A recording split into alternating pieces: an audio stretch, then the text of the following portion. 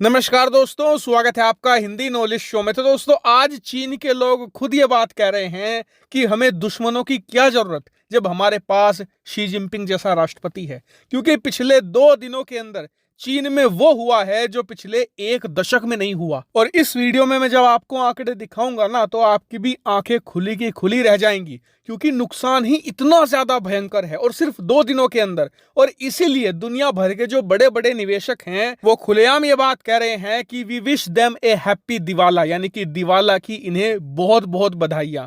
और ये बात सही भी है, पिछले 2 दिनों के अंदर चीन का दिवाला ही निकल चुका है। और मजे की बात तो यह है कि चीन को भयानक नुकसान तो हुआ ही है, साथ में अमेरिका के कुछ बड़े बड़े निवेशक थे, उनके घर बार बिक चुके हैं। क्या कारण है मैं आपको विस्तार से बताता हूं। दरअसल इस सब की शुरुआत हुई 1 महीना पहले। चीन की कम्युनिस्ट पार्टी ने ऐलान ये किया कि 16 से लेकर 22 अक्टूबर के बीच में हम अपनी कांग्रेस आयोजित करने वाले हैं और उसमें अगले राष्ट्रपति का नाम तय किया जाएगा। अब आपको याद होगा कि इसी के बाद एक और खबर उड़नी शुरू हो गई कि चीन के राष्ट्रपति शी जिनपिंग को हाउस अरेस्ट कर लिया गया है। और जो पहले राष्ट्रपति हुआ करते थे हु जिनताओ, अब वो नए राष्ट्रपति का ऐलान करेंगे और इस समय चीन के जो सेना प्रमुख हैं उन्हें राष्ट्रपति बनाया जा सकता है। इसके बाद चीन के राष्ट्रपति शी जिनपिंग का विरोध प्रदर्शन भी हुआ, बहुत सारे बैनर लगाए गए और ऐसा लगने लगा कि वाकई में ही शी जिनपिंग के लिए मुश्किल होगा तीसरी बार राष्ट्रपति बनना और पूरी संभावना है कि उन्हें हटा दिया जाए। अब इस बात को देखकर अमेरिका के जो बड़े बड़े निवेशक थे, जिनके पास अरबों की संपत्ति थी, उन्होंने बहुत सारा अपना पैसा चीनी मार्केट में लगाना शुरू कर दिया, चीन की बड़ी बड़ी कंपनियों में निवेश करना शुरू कर दिया। क्योंकि ये बात लगभग तय थी कि शी जिनपिंग के जाते ही चीन की अर्थव्यवस्था दोबारा सुधरने लगेगी। क्योंकि चीन के राष्ट्रपति शी जिनपिंग की आर्थिक पॉलिसी इतनी भयानक है, इतनी घटिया है कि पिछले 3-4 सालों के अंदर चीनी अर्थव्यवस्था का बंटाधार हो चुका है। ऐसे में अगर चीन के राष्ट्रपति शी जिनपिंग को हटाया जाता है और नया राष्ट्रपति लाया जाता है, तो एक बात तो तय थी कि चीन तेजी से विकास फिर करने लगेगा और चीनी कंपनियों के जो शेयर हैं वो दुगने तिगने दाम में हो जाएंगे। और अमेरिकी निवेशकों को लगा कि उनका पैसा भी 1-2 हफ्ते में ही डबल तिबल हो जाएगा। लेकिन आप सभी जानते हैं 22 तारीख को क्या हुआ। हु जिनताओ को बाहर फिकवा दिया शी जिनपिंग ने और खुद तीसरी बार वो राष्ट्रपति बन गए। साथ ही उन्होंने ये भी ऐलान कर दिया कि अब तक जो पॉलिसी उन्होंने अपनाई थी उसी तरीके से सरकार आगे भी चलती रहेगी। यानी कि ये बात निश्चित है कि चीनी अर्थव्यवस्था का बंटाधार आगे भी होता रहेगा।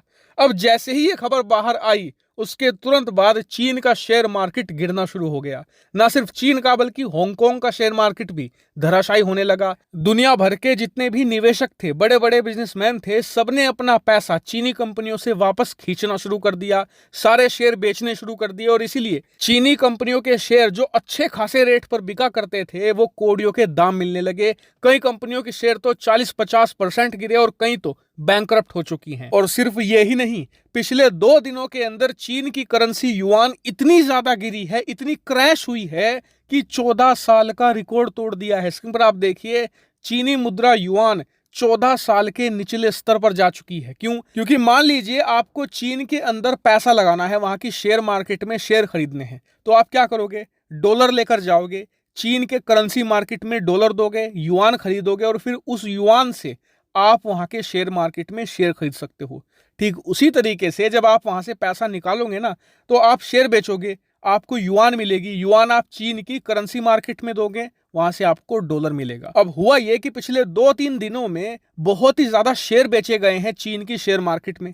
अब लोग जब पैसा निकालेंगे तो वो बहुत सारा युआन डंप करेंगे मार्केट में और उसके बदले में डॉलर उठाएंगे, जिससे कि डॉलर मार्केट में कम होता चला जाएगा। और जितना ज्यादा डॉलर कम होगा उसकी वैल्यू बढ़ेगी और जो लोकल करेंसी है जो बहुत ज्यादा हो गई है उसकी वैल्यू कम होती चली जाएगी। और इसी वजह से चीन की युआन हद से ज्यादा गिर चुकी है। और आपको बता दूं कि चीन शुक्र मना रहा है कि उसकी करेंसी सिर्फ 14 साल के रिकॉर्ड लो पर गई है, वरना ये आसानी से 50-60 साल का रिकॉर्ड तोड़ देती। लेकिन ऐसा नहीं हो पाया क्योंकि ऐन वक्त पर चीन का जो सेंट्रल बैंक है उसने बहुत सारा डॉलर मार्केट में रिलीज करना शुरू कर दिया, जिससे कि कुछ हद तक चीन का युआन संभल पाया। वहीं दुनिया के जितने भी बड़े अर्थशास्त्री हैं वो सभी एक सुर में एक बात कह रहे हैं कि आने वाला समय चीनी अर्थव्यवस्था के लिए और ज्यादा भयानक साबित होगा।